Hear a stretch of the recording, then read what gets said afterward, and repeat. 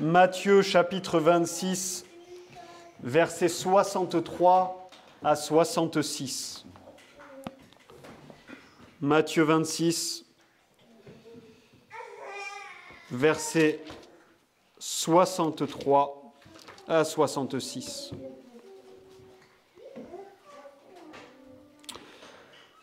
Alors le souverain sacrificateur, prenant la parole, lui dit : « Je t'adjure par le Dieu vivant de nous dire si tu es le Christ, le Fils de Dieu. » Jésus lui répondit : « Tu l'as dit.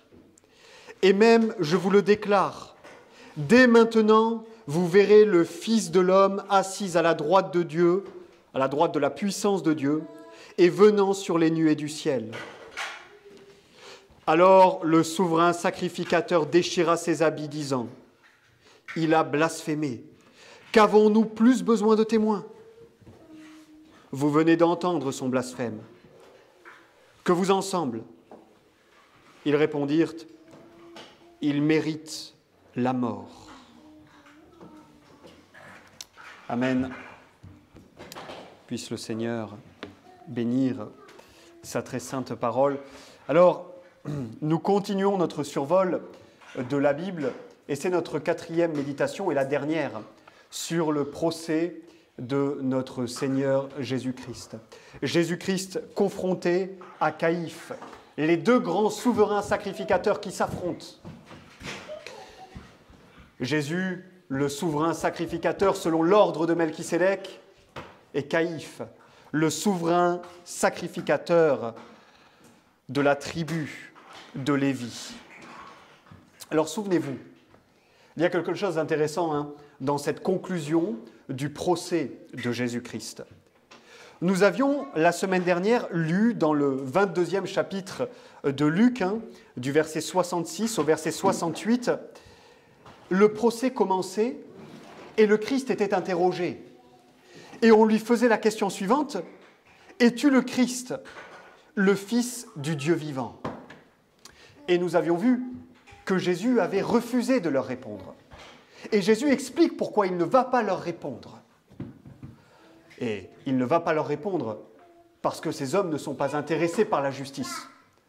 Parce qu'ils n'ont que faire en réalité de ces réponses. Ils cherchent simplement à le piéger. Mais nous trouvons dans ce texte la même question posée à Jésus-Christ par Caïphe. Et cette fois, nous trouvons que Jésus-Christ répond. Alors, qu'est-ce qui a changé entre le début du procès où il refuse de répondre et la fin du procès où il répond à Caïphe? Qu'est-ce qui a changé pour que maintenant, le Christ qui ne voulait pas parler, parle? Le Christ qui ne voulait pas répondre, répond. Ce qui a changé, chers frères, au verset 63, c'est que Jésus est placé par le souverain sacrificateur sous serment. Alors le souverain sacrificateur, prenant la parole, lui dit : « Je t'adjure par le Dieu vivant de nous dire si tu es le Christ, le Fils de Dieu. » Jésus est placé sous serment par le souverain sacrificateur. Et maintenant qu'il est placé sous serment, il va répondre. Le serment a un caractère tellement sacré que placé sous serment par une autorité légitime, un Caïphe, le Christ va accepter de répondre. Oh, la disposition du cœur de ces hommes n'a pas changé. Elle n'a pas évolué d'un pouce. Ce qui a changé, c'est que le Christ est placé sous serment par Caïphe. Alors, vous vous souvenez, qu'est-ce que c'est un serment ? D'où vient ce caractère sacré qui finalement contraint le Christ à répondre alors qu'il ne le voulait pas ? Qu'est-ce qui fait du serment quelque chose de sacré ? Le serment, chers frères, c'est prendre Dieu à témoin de ce que l'on affirme ou de ce que l'on promet. Et c'est s'en remettre à son jugement quant à la vérité ou la fausseté de ce que l'on a dit ou promis. Le serment s'adresse toujours aux hommes, là où le vœu s'adresse à Dieu. Le serment, c'est ça. C'est prendre Dieu à témoin comme juge. Le prendre à témoin de la vérité ou de la fausseté, de ce que l'on affirme ou de ce que l'on promet. Eh bien, Jésus est placé par Caïphe, qui est une autorité légitime en Israël, hein, personne ne le conteste. C'est un homme impie, mais son impiété n'annule pas son autorité légitime. Caïphe a le pouvoir de placer le Christ sous serment. Dès lors, le Christ répond. Ce texte nous rappelle, premièrement, le caractère ô combien sacré du serment. C'est le serment qui motive le Christ à parler. L'Épître aux Hébreux nous dit quelque chose d'intéressant au chapitre 6. Hébreux chapitre 6, verset 16.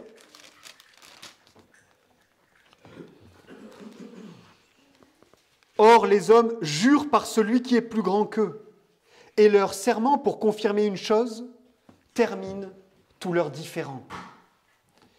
Le serment est tellement sacré dans la vie humaine que la Sainte Écriture nous enseigne qu'il met un terme à tous les différends entre les hommes. Il n'y a rien en tant que transaction parmi les humains de plus sacré que le serment. Il met un terme à tous les différends entre les êtres humains. C'est sacré, hein ? Parce que c'est en appelé au jugement de Dieu. Celui qui prête serment, qu'est-ce qu'il dit ?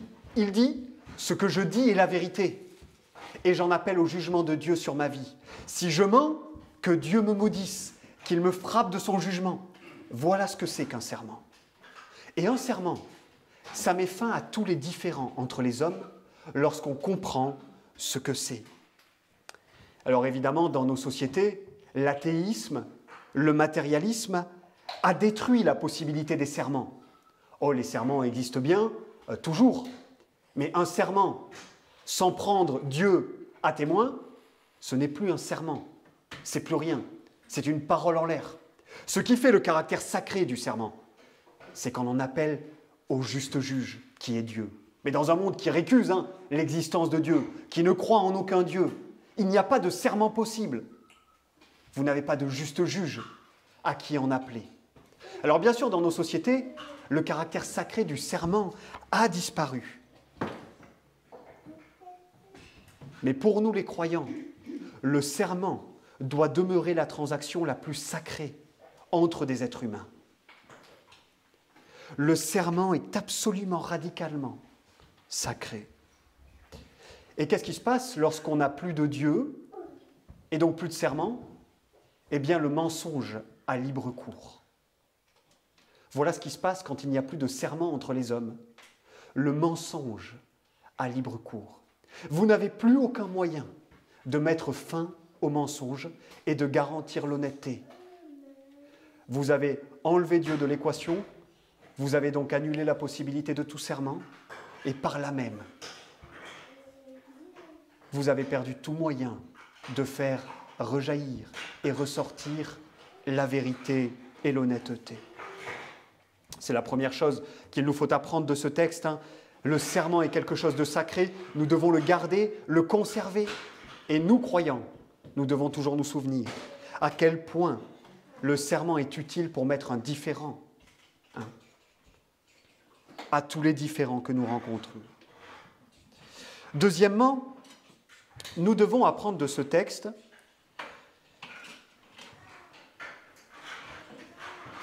la nécessité de prêter serment lorsque ce serment nous est imposé par une autorité légitime. Lorsqu'une autorité légitime exige de nous un serment pour une chose qui est bonne et juste, bien sûr, le serment ne peut être prêté que pour une chose qui est bonne et juste, que pour ce que l'on croit être la vérité.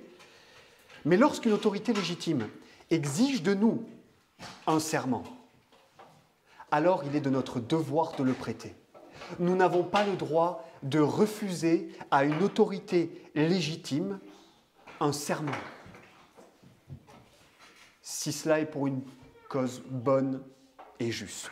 Et ça, la Sainte Écriture nous l'enseigne. Allons par exemple dans le livre de Néhémie, Néhémie chapitre 13, verset 25. Néhémie 13, 25. Je les réprimandai et je les maudis. J'en frappai plusieurs. Je leur arrachai les cheveux et je les fis jurer par le nom de Dieu en disant « Vous ne donnerez point vos filles à leurs fils et vous ne prendrez point leurs filles pour vos fils ni pour vous. » Voyez, Néhémie qui contraint au serment ceux qui lui sont soumis. La même chose dans le livre d'Esdras, par exemple. Alors, c'est 2 textes parmi d'autres. Dans le livre d'Esdras au chapitre 10 et au verset 5.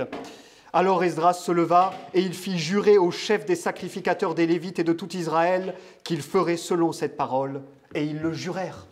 Là encore, Esdras, autorité légitime, il impose à ses sujets un serment pour une chose bonne et juste, et il le prête. C'est quelque chose qui est commandé par la loi. Si une autorité légitime exige de nous un serment pour une chose bonne et juste, alors il faut prêter ce serment. Et quel est le revers de la médaille? Le revers de la médaille, c'est que si nous refusons de prêter serment pour une chose bonne et juste, alors qu'une autorité légitime l'exige, nous péchons. Nous péchons. C'est interdit par la loi. Alors bien sûr, il faut les 2 conditions que j'ai mentionnées. Il faut que l'autorité soit légitime, et il faut que le serment soit en vue d'une chose bonne et juste.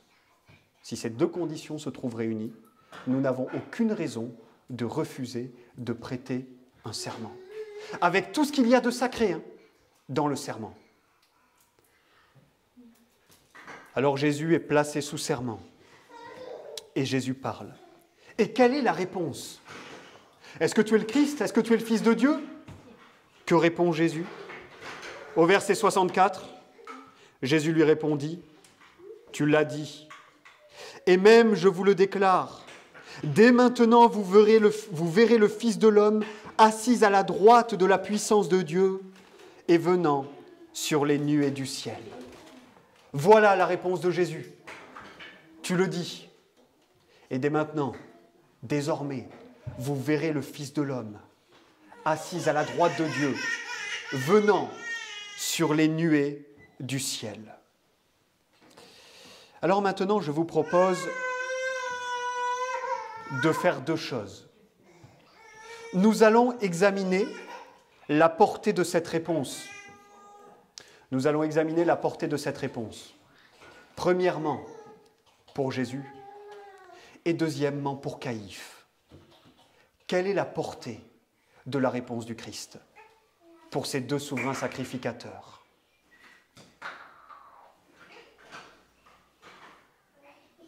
Pour Jésus d'un côté et pour Caïphe. Et nous allons voir comment le Christ, par sa réponse, terrasse Caïphe d'une manière tout à fait inattendue. La portée de cette réponse pour Jésus. Évidemment, pour Jésus, cette réponse est une grande consolation.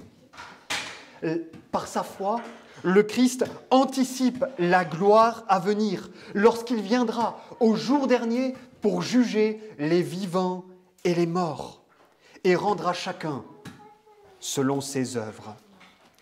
Apocalypse, chapitre 1, verset 7. « Voici, il vient sur les nuées, et tout œil le verra, ceux mêmes qui l'ont percé, et toutes les tribus de la terre se frapperont la poitrine devant lui. Oui, Amen. » Vous vous souvenez dans le discours de Paul à l'Aréopage devant les Athéniens, chapitre 17 du livre des Actes, verset 31, Paul nous rappelle « Parce qu'il a fixé un jour, il, ici c'est Dieu, parce qu'il a fixé un jour où il doit juger le monde avec justice par l'homme qu'il a établi, ce dont il a donné à tous une preuve certaine en le ressuscitant des morts. » Dieu a fixé un jour où il va juger le monde par l'homme qu'il a établi, par Jésus-Christ. La réponse du Christ, qu'est-ce qu'elle montre?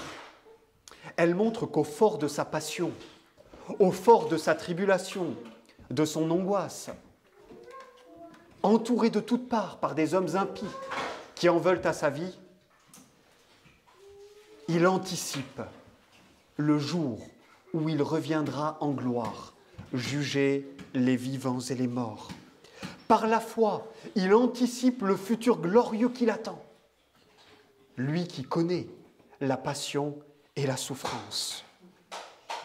Et en fait, c'est exactement ce qui nous est rappelé dans l'Épître aux Hébreux, Hébreux chapitre 12, verset 2, « Regardant à Jésus, le chef et le consommateur de la foi qui, à cause de la joie qui lui était proposée, a souffert la croix, méprisant l'ignominie, et s'est assis à la droite de Dieu. » À cause de la joie qui lui était proposée, à cause de ce futur glorieux, le Christ a méprisé sa souffrance.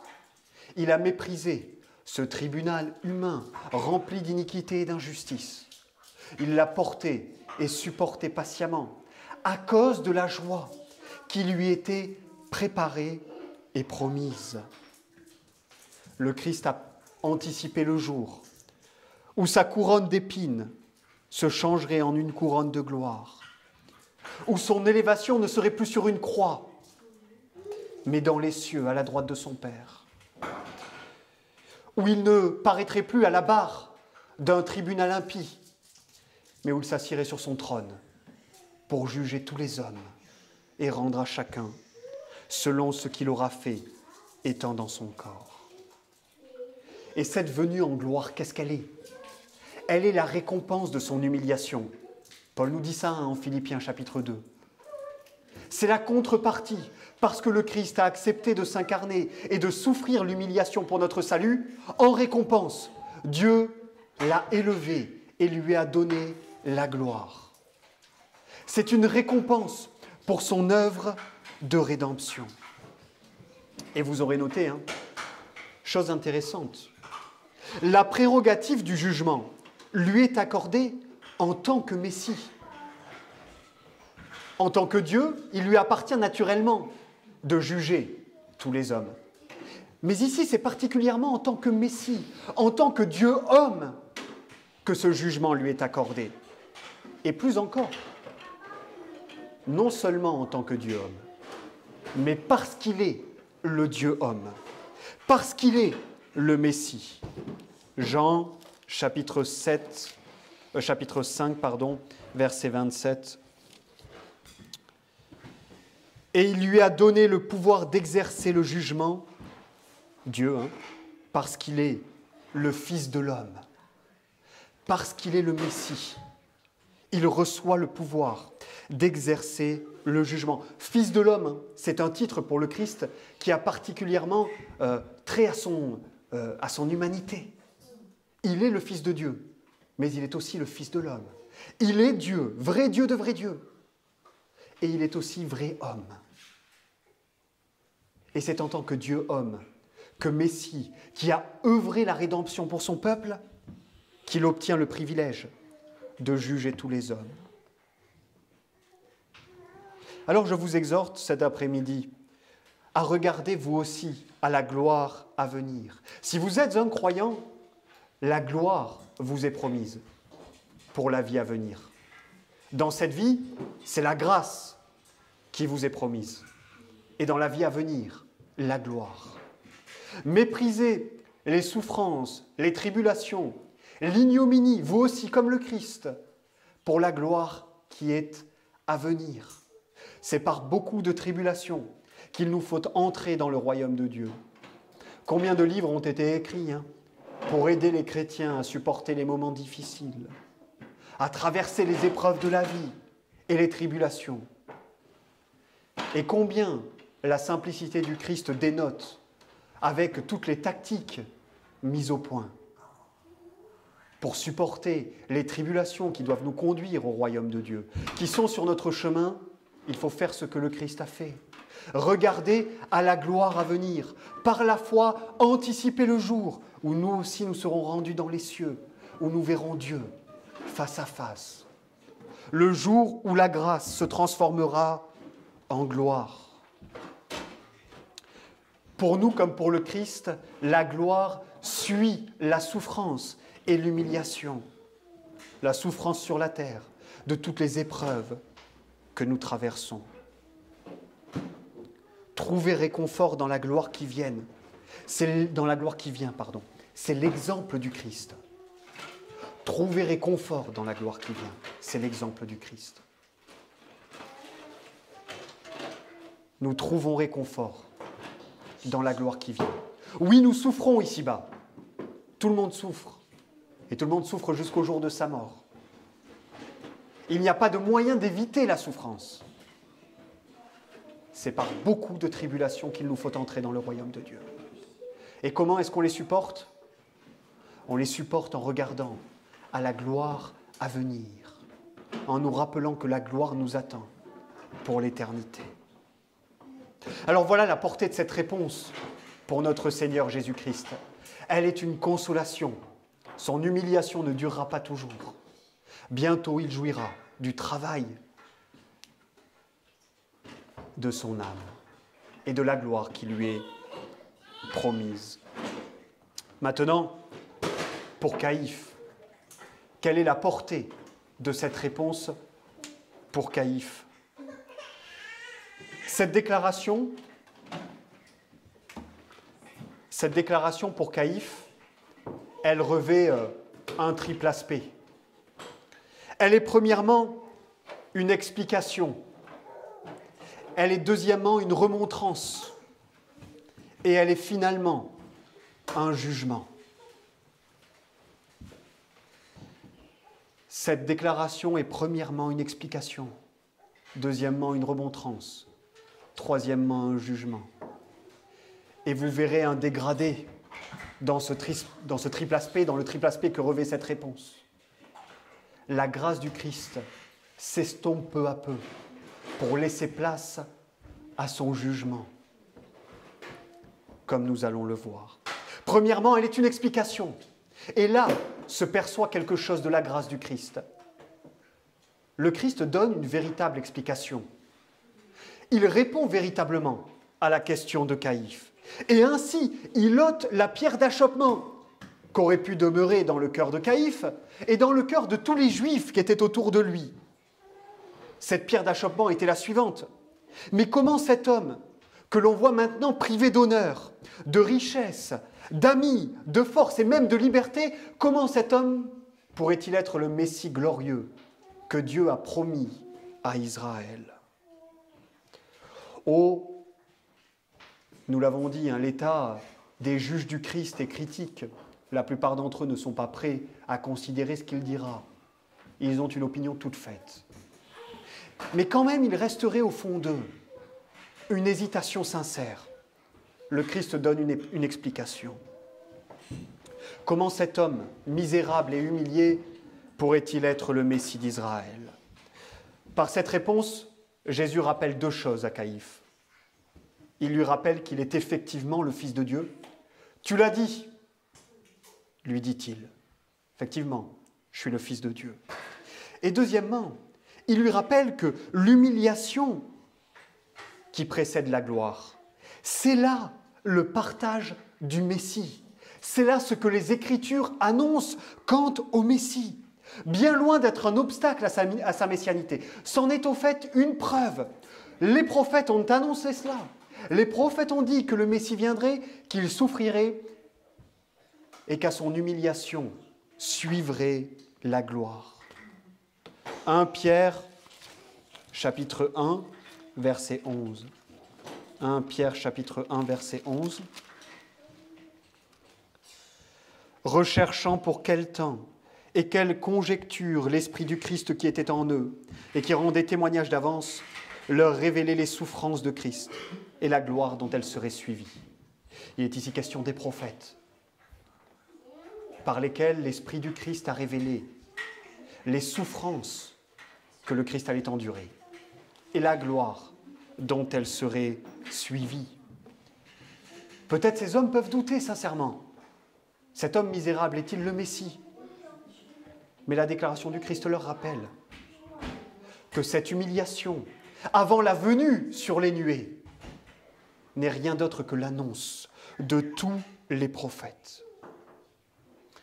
Alors, une application qui nous concerne. Cette déclaration est avant tout une explication pour Caïphe. Et elle nous rappelle que si la providence de Dieu peut être, et en fait doit être, observée et scrutée par le croyant, elle doit l'être à la lumière de la Sainte Écriture. Les choses ne sont pas toujours ce qu'elles ont l'air d'être. En raisonnant sans la Sainte Écriture, on aurait pu se dire, mais oui, comment ce prisonnier misérable peut-il être le grand libérateur d'Israël? Mais la Sainte Écriture, précisément, nous enseigne que ce grand libérateur devait être humilié et souffrir avant de venir dans la gloire. C'est l'Écriture sainte qui doit être notre guide pour interpréter la providence. L'erreur de Caïphe ici, c'est qu'il interprète la providence, probablement, sans l'aide de la Sainte Écriture. Il ne tient pas compte de ce que dit l'Écriture. Il ne tient pas compte de l'enseignement de l'Écriture. Alors soyez toujours prudents lorsque vous cherchez à interpréter la providence. La providence ne peut pas être interprétée sans l'Écriture. Du moins, elle ne peut pas l'être correctement. Et jamais elle ne doit être interprétée à rebours de l'Écriture sainte. Les choses ne sont pas toujours ce qu'elles sont. Même si dans la providence, on ne voit pas bien comment on pourrait la faire articuler, la faire s'emboîter avec ce qu'enseigne la Sainte Écriture, il y a nécessairement une explication, quand même elle nous serait actuellement cachée. Regardez à la providence par l'Écriture. Cette déclaration pour Caïphe, elle est premièrement une explication, mais elle est plus que cela. Et là, nous allons voir la grâce du Christ qui disparaît. S'il y a de la grâce dans l'explication que donne le Christ, il n'y en a plus dans la remontrance qu'il adresse à Caïphe. Parce que cette déclaration est aussi une remontrance à l'encontre de Caïphe. Autrement dit, elle est un avertissement pour Caïphe.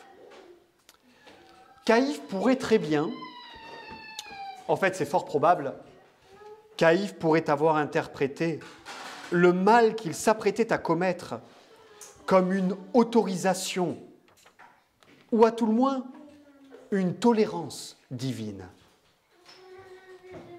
Péché ô combien fréquent pour les croyants, et probablement péché qui se trouvait dans le cœur de Caïphe.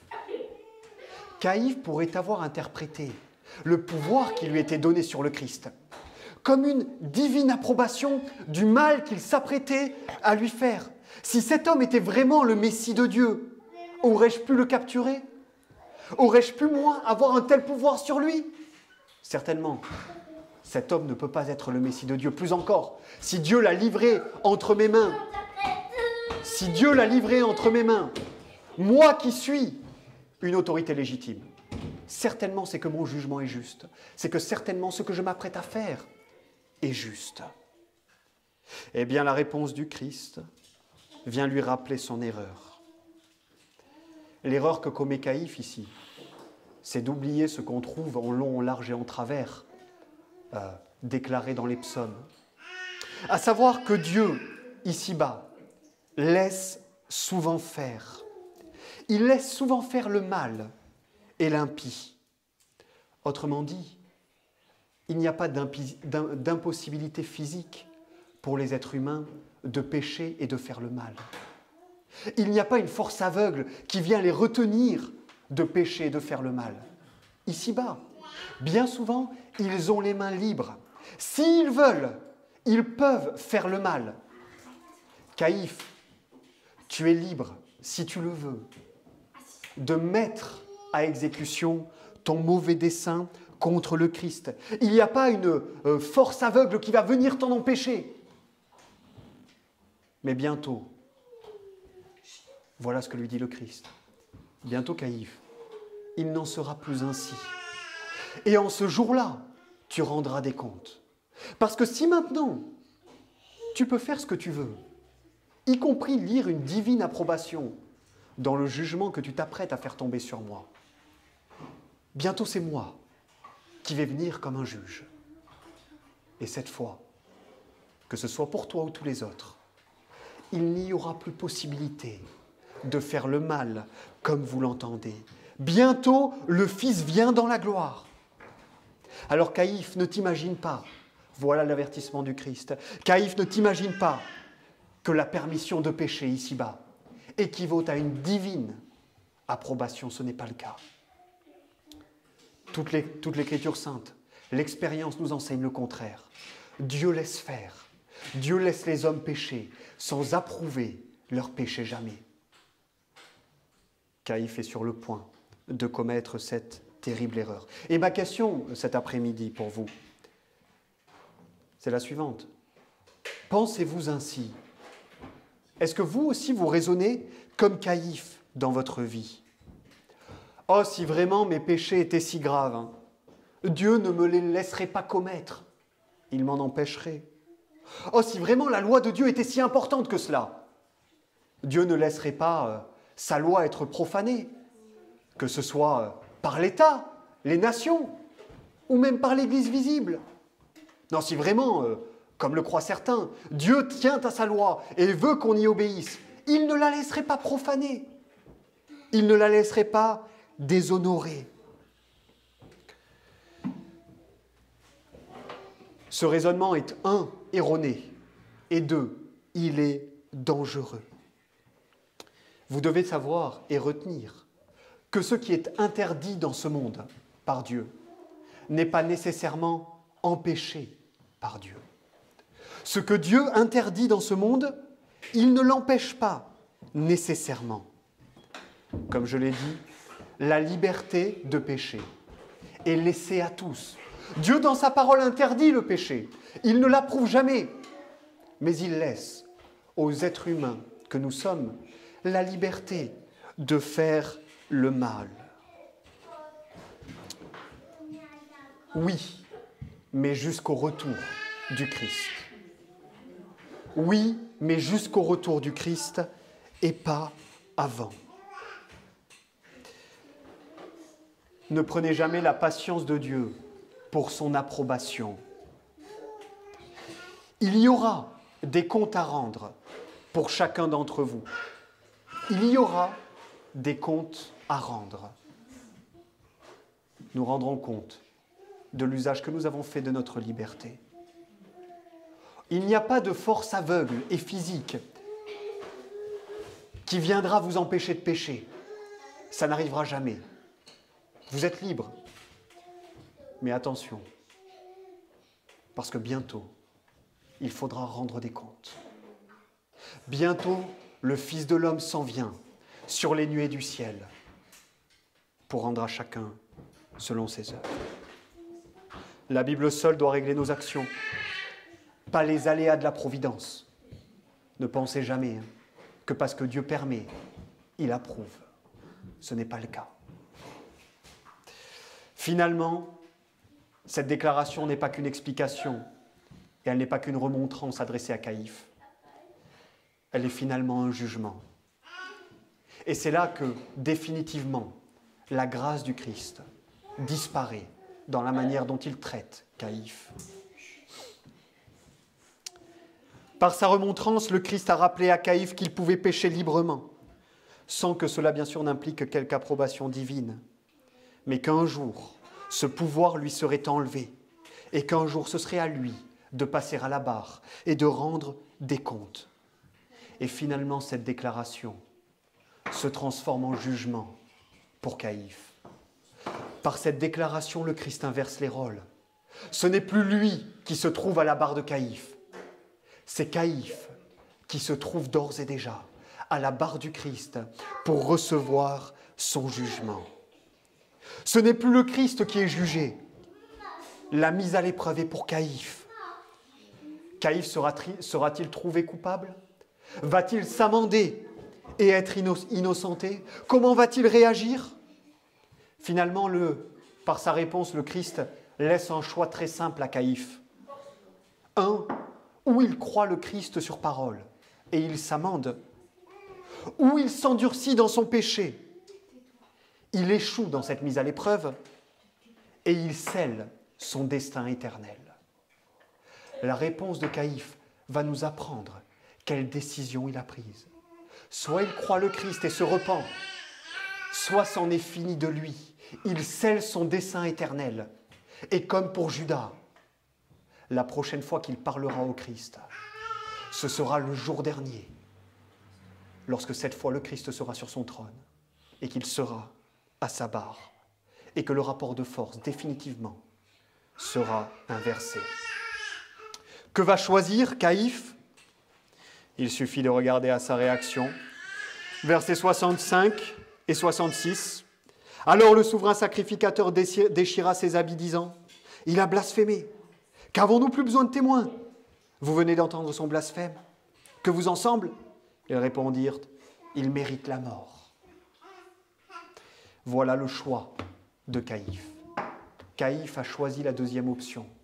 Il a choisi de s'endurcir dans son péché, de sceller son destin éternel et sa condamnation. Il était parti pour juger le Christ. C'est lui qui se retrouve condamné. Alors, il y a deux applications que nous pouvons faire de cela. La première, chers frères, cette réponse du Christ nous apprend que sa parole suffit et qu'elle suffit pleinement. Jésus s'est expliqué. Il a répondu à Caïphe. Mais notez que Jésus n'a pas cherché à étayer ses dires. Il n'a pas cherché à justifier ce qu'il disait. Il l'affirme. Et il demande simplement que Caïphe croie ce qu'il dit. Et que tous ceux qui sont avec lui le croient. Il n'a pas à se justifier. Il n'a pas à apporter d'autres preuves. Sa parole suffit et il demande une soumission absolue. Sa parole se suffit à elle-même. Et pourquoi? Parce que sa parole, c'est celle de Dieu. Elle renferme en elle toute l'autorité divine. Elle est la vérité même, incapable d'errer. Impossible pour lui de mentir. Et voyez, parfois, nous voulons des preuves supplémentaires, n'est-ce pas, de ce qu'affirme la Bible. Oui, on est content de ce que dit la Bible. Mais quand même, si on pouvait avoir des preuves extérieures, ce serait bien, ce serait mieux. Et nous ne nions pas que parfois, il faille défendre la Bible contre ceux qui s'y opposent, avec des preuves que nous tirons de l'extérieur. L'apologétique, comme on l'appelle, la défense de la foi, est une discipline très utile. Mais fondamentalement, ce que le Christ requiert, c'est une foi absolue dans sa parole. Nous voulons parfois plus que la Bible. Nous n'aurons rien de plus. Il y a des âmes qui voudraient plus du Christ, qu'il s'explique davantage, qu'il donne plus que ce qu'il a donné dans la Sainte Écriture, qu'il parle plus. À ceux qui veulent plus, ce texte nous rappelle qu'ils n'auront rien de plus. C'est la parole du Christ ou c'est rien. C'était la manière dont le Christ a traité avec Caïphe. Ou tu crois ce que je te dis, ou ta condamnation est arrêtée. Bien, c'est la manière dont le Christ traite tous les hommes. Ou vous croyez ce que je dis sur parole, ou votre condamnation est arrêtée. La deuxième chose qu'il nous faut apprendre de ce jugement par la réponse du Christ, c'est que vous ne devez pas non plus, on en a parlé tout à l'heure, attendre après une force aveugle qui vous empêchera de pécher. Cela n'arrivera pas. La vie chrétienne ne fonctionne pas comme ça. Vous ne pouvez pas vivre votre vie chrétienne en pensant que si vraiment vos péchés étaient graves et importants, Dieu vous empêcherait de les commettre. Ce n'est pas ainsi que la vie chrétienne fonctionne. En fait, c'est ainsi que se comportent la plupart du temps les hypocrites. Il y a particulièrement un prophète dans la Sainte Écriture qui s'est comporté comme ça, qui a cherché à toujours grappiller davantage, à toujours aller plus loin dans son péché, tant qu'une force invisible ne l'arrêtait pas. Alors peut-être que ça ne vous revient pas immédiatement, mais vous aurez soin chez vous de relire ce que la Sainte Écriture nous enseigne de Balaam. Appelé pour maudire le peuple, Dieu lui dit « n'y va pas ». Finalement, on revient le voir. Il faut que tu viennes. Plutôt que de s'en tenir à la parole de Dieu, qu'est-ce qu'il décide de faire? D'y aller quand même. En chemin, 3 fois, l'ange de l'Éternel va apparaître pour stopper son âne et le stopper lui. 3 fois, à 3 reprises. Et qu'est-ce qu'il va dire? Oh, si vraiment tu veux pas que j'y aille, je n'y vais pas. Dieu lui a dit 1 fois. Dieu a stoppé son âne 3 fois. Et qu'est-ce qu'il dit? Si vraiment tu veux pas que j'y aille, je n'y vais pas. Que lui répond l'ange? Va. Ton obstination, elle signe ta condamnation. Ceux qui vivent leur vie chrétienne en pensant qu'ils peuvent faire tant qu'une force aveugle ne vient pas les retenir dans leur péché, ils font exactement ce que Balaam a fait. Oh, t'es sûr que c'est pas bien, Seigneur? Ah oui, je sais, tu l'as dit clairement dans ta parole, mais t'es sûr que c'est pas bien? Eh bien, un jour, l'ange de l'Éternel fait la même chose. Fait. Et il abandonne dans le péché celui qui n'a pas voulu y résister. Mais ça ne marche pas ainsi. La vie chrétienne ne marche pas ainsi. Vous devez croire le Christ. Vous devez faire ce qu'il autorise parce qu'il le dit et ne pas faire ce qu'il interdit parce qu'il l'interdit. N'attendez pas une force aveugle pour retenir votre main au moment de pécher. Vous êtes appelés à marcher par la foi. Alors en conclusion,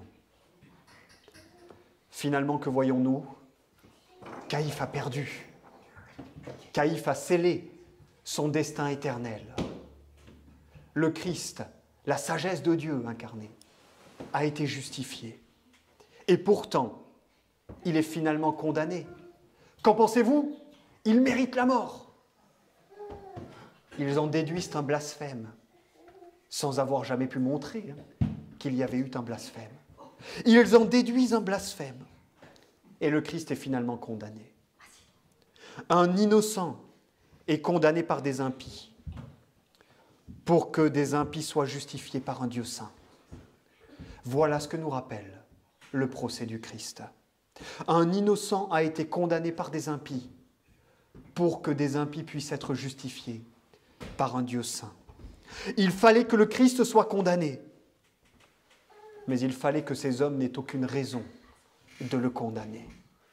Pourquoi le Christ a-t-il été condamné? La réponse nous est apportée dans Ésaïe 53. Parce que ce sont nos péchés qu'il a portés. C'est de nos iniquités qu'il s'est chargé. Et le châtiment qui nous donne la paix est tombé sur lui. Voilà la véritable raison derrière la condamnation du Christ. Le Christ est l'agneau de Dieu qui porte le péché de son peuple, qui porte leur condamnation. Un innocent est condamné pour que des condamnés puissent être innocentés. Puisse le Seigneur donc nous accorder sa grâce. Nous nous levons pour prier.